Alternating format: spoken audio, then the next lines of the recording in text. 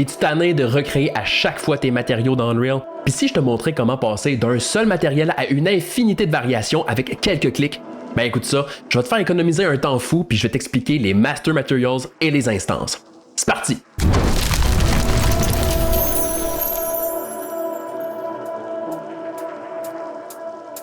Pour que tu comprennes le principe de ce que je veux te montrer, on va se faire un premier matériel. Material, je vais l'appeler M pour Master, Basic, parce que ça va servir d'exemple. Et pour ensuite créer toutes les variations qu'on veut, on va pouvoir faire une instance basée sur ce matériel. Avec un clic droit, en haut de la liste, on va pouvoir sélectionner Create Material Instance. Et c'est cette instance qui va être appliquée sur notre objet. Donc je vais l'appliquer.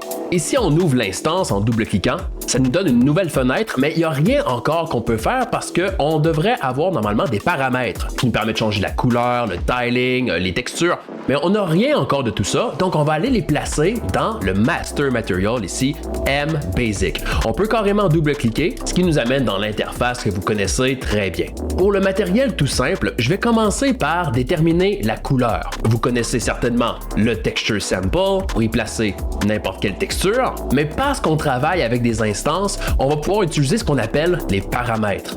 Des paramètres, il y en a plusieurs types. Il y a par exemple ce qu'on appelle le Scalar Parameter, c'est donc une valeur en float qui permet d'être changée dans des instances. On a aussi ce qu'on appelle les Vector Parameters qui peuvent représenter une couleur qu'on peut changer. Et c'est même possible avec un Texture Sample de convertir ici en paramètres avec Convert to Parameter, ce qui nous donne la possibilité de changer le contenu du Texture Sample dans notre instance pour placer toutes les textures qu'on veut. Et avec ces trois types de paramètres, on peut faire énormément de choses. Par exemple, pour le Base Color, je n'utiliserai pas de Texture Sample.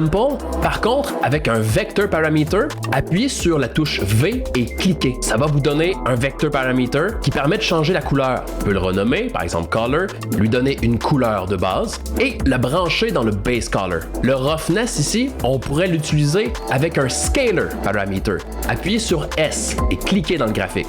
Je vais le renommer pour Roughness. On peut lui donner une valeur de base dans le Details Panel. On va le brancher ici. Et puis le métallique, pourquoi pas faire la même chose? Un nouveau scalar que je renomme métallique. Valeur par défaut 0, qu'on branche ici.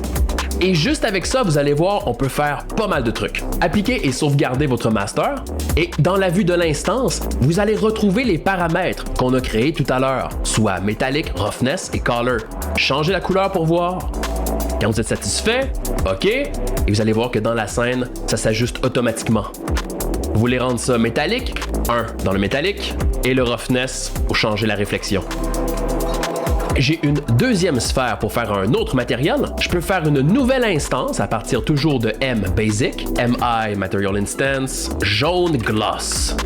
J'applique et j'ouvre l'instance, je change les paramètres que je veux pour un matériel jaune réflectif, et c'est bon. Puis je vous rappelle, tout ça c'est basé sur ce Master Material, ce qui fait qu'on pourrait continuer à ajouter des fonctionnalités et les instances pourraient en profiter.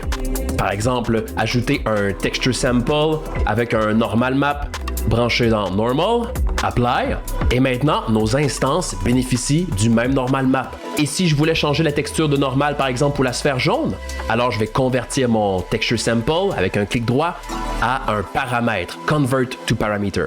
Normal Texture, Apply, et regardez-moi ça, dans mon instance jaune, j'ai maintenant la possibilité de changer ma texture de Normal. Ouais! On peut ensuite faire autant d'instances que l'on veut, mais on va aller un petit peu plus loin, puis on va se faire un Master Material Basic qui pourra probablement vous permettre de faire énormément de variations de surface. Recommençons notre Master Material pour le rendre un peu plus flexible. Pour le Base Color, je vais utiliser un Texture Sample, d'ailleurs appuyez sur T et cliquez dans le graphique pour rapidement en ajouter un. Ici, ça va être pour la couleur. La texture à utiliser ici ne sera pas utilisée telle quelle, donc n'importe quoi peut très bien faire. J'aime par exemple mettre une texture toute simple blanche, Default White Grid, ça fonctionne très bien, et je vais la convertir en paramètres. Color. On va avoir ensuite le Roughness, donc on peut renommer. Encore une fois, la texture n'a pas d'importance, on va la changer dans les instances. Et le dernier Texture Sample pour le Normal. Ici, c'est quand même bien d'avoir une map de normal, par exemple T Normal, Et pour rendre ça un peu plus flexible, je pourrais par exemple donner la possibilité de coloriser ma texture de couleur. On peut faire ça facilement en multipliant notre couleur par un vector parameter. Je vais le renommer Color Tint. La valeur par défaut sera du blanc. On branche le tout dans le base color et on va aller tester. Donc appliquer, sauvegarder. Je me ferai une instance. On va le renommer pour un nom qui évoque le type de surface. Ici, je vais faire de la roche, rock. J'applique l'instance et je vais l'ouvrir. J'ai la possibilité de changer la texture de couleur. J'ai une texture de roche dans mon projet. Et notre vector parameter Color Tint fonctionne aussi pour teinter le base color. C'est quand même intéressant pour faire des ajustements on the fly sans aller dans un autre logiciel. Pour le roughness, j'aimerais contrôler le niveau de réflectivité et pour y arriver, j'aime utiliser le Linear Interpolate ou le LERP, ce qui permet un peu de faire des niveaux comme dans Photoshop. On branche le canal rouge parce que c'est du noir et blanc dans l'alpha et avec deux scalar parameters, un premier qui sera le minimum de roughness, qui ira dans le A, et un deuxième qui sera le maximum de roughness. Et sa valeur par défaut à lui devrait être 1, branché dans le B. Le résultat du LERP ira dans le roughness, j'applique et ça me donne maintenant le contrôle sur la réflectivité de la roche. Ce qui est bien avec un normal map, c'est de contrôler son intensité. Avec la sortie RGB, on peut appeler une fonction qui s'appelle le Flatten Normal. On va avoir ici une entrée Flatness et remarquez entre parenthèses le S, ce qui veut dire que ça accueille un Scalar Parameter. Normal Flatness, on branche ici. 0 veut dire pleine intensité, 1 veut dire complètement plat, le tout dans Normal. N'oubliez pas d'appliquer Normal par défaut. Je vais aller chercher Gray Rock Normal et j'ai maintenant le contrôle sur la force du Normal Map. Si vous voulez faire des surfaces métalliques, n'oubliez pas le Scalar Parameter métallique, ce qui vous permettra de faire une surface métallique en plaçant les bonnes textures et le métallique à 1. Et pour terminer, il faudrait avoir aussi le contrôle sur la répétition de la texture. Pour l'entrée UV, je vais aller chercher un text chord que vous pouvez appuyer sur U et cliquer. Ce text chord sera multiplié en appuyant sur M et en cliquant par un Scalar Parameter. Ici, je vais l'appeler Tiling. Valeur par défaut à 1.